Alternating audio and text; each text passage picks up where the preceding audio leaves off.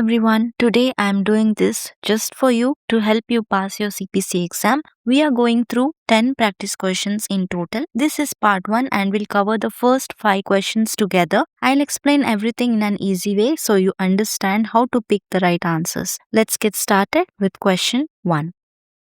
What is the term for an organization that covers non-standard health information from another source into a standardized format? Option A, billing company. Option B, electronic health record vendor. Option C, clearinghouse. And option D, practice management vendor. You can pause the video and try to solve this question. The correct answer is clearinghouse. A clearinghouse takes health information that is not in a standard electronic format and translates it into required HIPAA standard format. Billing companies, EHR vendors, and practice management vendors do not perform this conversion function. Only clearinghouse does that. Next question. What occurs when the ureter becomes blocked? Option A, urine will not be able to flow from the kidney to the bladder. Option B, urine will not be able to flow from the bladder to the urethra. Option C, urine will not be able to flow from the bladder to the kidney. Option D, urine will not be able to be voided but will be trapped in the bladder. So what is the correct answer? The correct answer is option A. Urine will not be able to flow from kidney to the bladder. So ureter is the tube which carries urine from kidney to the bladder. If it becomes blocked, urine cannot leave the kidney, which can cause swelling, which is known as hydronephrosis. The other options describe flow problems in the different parts of the urinary tract, not the ureter. Next question. This is from ICD. A patient who had a liver transplant 4 years ago is now diagnosed with both hepatocellular carcinoma and cholangiocarcinoma. Which codes represent the condition? Let us check the options. We'll check the first code from each option. In option A, C and D, the code is T86.49. Okay, check the code T86.49. The code T86.49 is for other complications of liver transplant. Now let us check the second code in option A, C80.2. C80.2 is for malignant neoplasm associated with transplanted organ. In option C and D also the second code is C80.2. Now let us check the third code in option A. C22.0 is for liver cell carcinoma. That is hepatocellular carcinoma. Okay. In the question, they have given patient who had a liver transplant 4 years ago is now diagnosed with hepatocellular carcinoma and cholangiocarcinoma. So, what is the correct option? The correct option is A. T86.49, C80.2 and C22.0. Why? Because this particular scenario involves cancer in a transplanted liver. So, coding must be like this. That is T86.49 complication of liver transplant. Okay, and C80.2 which is malignancy associated with transplanted organ.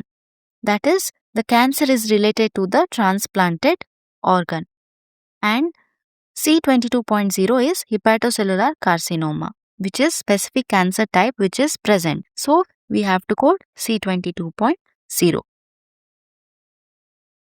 You can see the other options code, they are for unspecified cancer code or status codes that are not appropriate when a complication code is already used. So the right answer is option A. Z98.85 is for transplanted organ removal status. It is not mentioned in this question. Therefore, we can eliminate option B and D.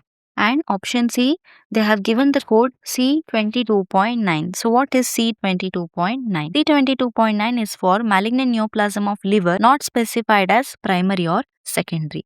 So this is not the appropriate code. The appropriate code is C22.0 because it is for hepatocellular carcinoma. That is liver cell carcinoma. I hope you're clear with it. Let us move on to the next question. This is from integumentary system. A 4-year-old child presents with a subcutaneous abscess on the upper arm. The provider performs incision and drainage, expresses pus, and applies a dry gauze dressing. Which procedure code should be used? Let us check the codes. Check option A, 10060. 10060 is for simple or single incision and drainage of skin abscess such as carbuncle, furuncle, or boil. 10061 is for complicated or multiple incision and drainage of a skin abscess. Option C, 23930 is for incision and drainage of a deep abscess or hematoma, specifically in the upper arm or elbow area. Option D, 10180 is for incision and drainage of complex post-operative wound infection.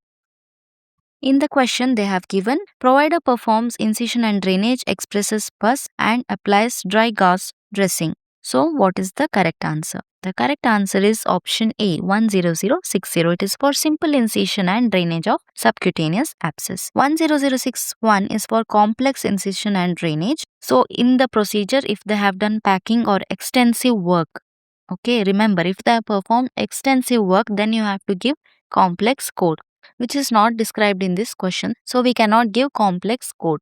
And 23930 is for incision and drainage of deep abscess or hematoma. So, that is also not mentioned in the question. And option D, 10180 is for complicated post-operative wound drainage. So, that is also not applicable here. This scenario describes simple incision and drainage with pus expressed and gauze applied.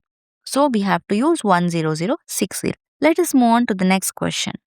A patient with medial meniscus tear undergoes diagnostic arthroscopy through the anterolateral portal.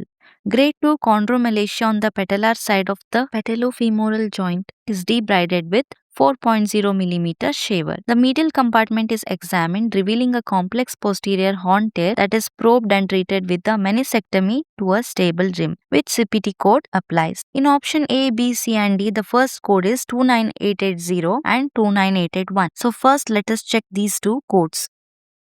The code 29880 is for arthroscopy, knee surgical with meniscectomy, medial and lateral, including any meniscal shaving, including debridement, shaving of articular cartilage, same or separate compartments when performed. Remember, to use this code 29880, in the question there must be both medial and lateral mentioned. Okay, and the code 29881 is for arthroscopy, knee surgical with meniscectomy, medial or lateral, including any meniscal shaving. Rest of the description is same as 29880. Remember, to use this code 29881, there must be medial or lateral, any one in the scenario. Okay, 29880 we'll use when there is both medial and lateral in the question. 29881 we'll use when there is either medial or lateral, any one should be given. Okay. In the question, they have given patient with medial meniscus tear undergoes diagnostic arthroscopy through anterolateral portal. Okay. So the medial compartment is examined, revealing a complex posterior horn tear that is probed and treated with meniscectomy to a stable rim. So in this question, they have given medial. Therefore, we have to use 29881. The patient had a medial meniscectomy in this case. So, we'll use 29881. Eliminate the options which have the code 29880, that is option A and C. Now, we are left with option B and D. 29881 is correct. What about the code 29877? 29877 is for arthroscopy, knee surgical, debridement, shaving of articular cartilage, chondroplasty. Okay, in the question also they have given chondroplasty, right? That is, they have given grade 2 chondromalacia on the patellar side of the patellofemoral joint is debrided. So, they have given debridement of chondromalacia. It is bundled into meniscectomy and it should not be built separately. So, we should not use the code 29877. You can see the code 29881 already includes debridement, shaving of articular cartilage, chondroplasty. Right. So, we cannot use 29877. This is why option B is wrong. The right answer is option D. I hope you're clear with it. That's all for today. In part 2, I'll go over the last 5 questions so you can finish all 10. If this helped you, don't forget to like, share and subscribe so you don't miss the next video. See you in part 2.